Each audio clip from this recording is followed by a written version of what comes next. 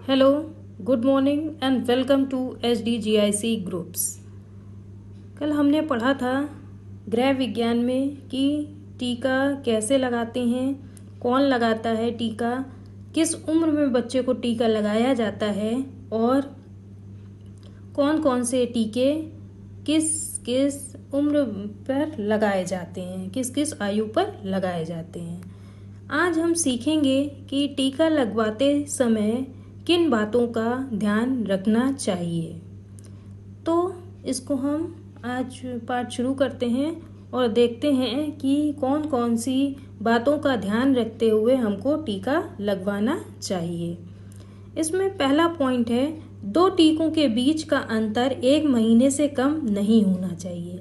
मतलब 1 महीने से ज़्यादा का समय होना चाहिए अगर 2 टीके लगवाने हैं तो। मतलब 2 टीकों के बीच का अंतर 1 महीने से कम नहीं होना चाहिए। दूसरा है, सर्दी, जुकाम, खांसी, बुखार आदि होने पर टीका लगवाना बंद नहीं करना चाहिए। मतलब जैसे आप बच्चा थोड़ा सा बीमार हो गया, सर्दी जुकाम खांसी हो गई, तो ऐसा नहीं है कि आप उस टाइम उसको टीका या इंजेक्शन नहीं लगवाएंगे। अगर उस डेट में, उस महीने में वो टीका लगना है तो अगर सर्दी जुकाम भी हो गया तो वो टीका डॉक्टर लगाएंगे। तीसरा इसमें पॉइंट है, यदि कोई टीका समय पर नहीं लगा तो 1 महीने के अंतराल में 2 टीके लगवाएं। अगर कोई भूल गया या कोई बाहर था या किसी को कोई समस्या आ गई और उसने टीका समय पर नहीं लगा तो 1 महीने के अंतराल में 2 टीके लगवा ले। मतलब पहला टीका लगवा ले, फिर 1 महीने बाद दूसरा टीका लगवा ले। फिर चौथा पॉइंट है, डॉक्टर या नर्स की उचित सलाह के पश्चात ही टीका लगवाएं।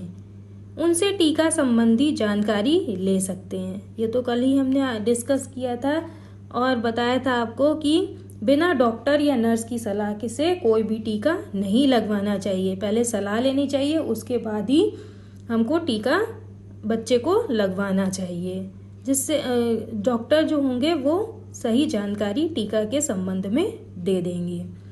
5वां पॉइंट है, उचित समय पर टीका लगवाने से ही लाभ प्राप्त होता है। मतलब जो समय है, जो समय आपकी रिपोर्ट उसमें लिखा हुआ है नोटबुक में, उसी समय पर ही टीका लगवाना चाहिए, उसी से लाभ होगा। अगर बाद में लगवाएंगे तो उसका कोई भी मतलब नहीं है। अगर भूल भी गए तो 1 महीने के अंदर उस टीके को लगवा लेना चाहिए। इसमें 6 पॉइंट है, निर्धारित समय पर आवश्यकता अनुसार बूस्टर खुराक दिलाना रोग से पूर्ण बचाव हेतु आवश्यक है।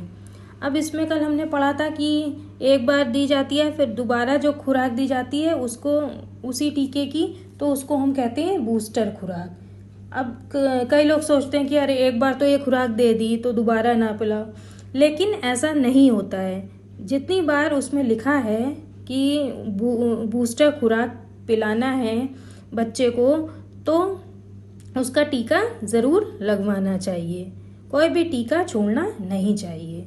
7वां पॉइंट है, टीके की सुई संक्रमण रहित तथा संरक्षित हो। मतलब हमेशा जब टीका लगेगा तो नई सुई से लगेगा, पुरानी सुई से टीका नहीं लगेगा, क्योंकि उससे संक्रमण होने का चांस हो सकता है।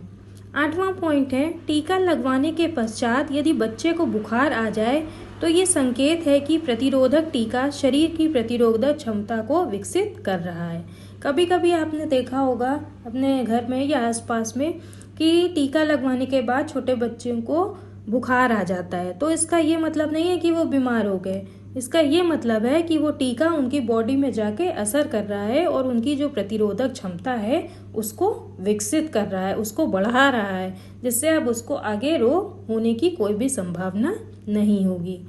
BCG के टीके लगवाने पर यदि 3 माह तक उस स्थान पर फफोले ना पड़े तो चिकित्सक को दिखाएं। एक BCG का टीका जरूर लगता है और उसको लगवाने के बाद में इसमें जैसा कि लिखा है कि फफोले पड़ जाते हैं, और यदि फफोले नहीं पड़े तो डॉक्टर को ज़रूर दिखाना चाहिए। 10वां पॉइंट है, 9 माह से पूर्व बच्चे को खसरे का टीका नहीं लगवाना चाहिए। खसरे का टीका जब तक बच्चा 9 वर्ष का नहीं हो, 9 माह का मतलब 9 महीने का नहीं हो जाएगा, तब तक उसको खसरे का टीका नहीं लगवाना चाहिए। अब इसमें आपको कुछ भी प्रॉब्लम हो तो आप कमेंट बॉक्स में मैसेज कर दीजिएगा, मैं फिर से एक्सप्लेन कर दूंगी। अब हम मिलते हैं अपनी नेक्स्ट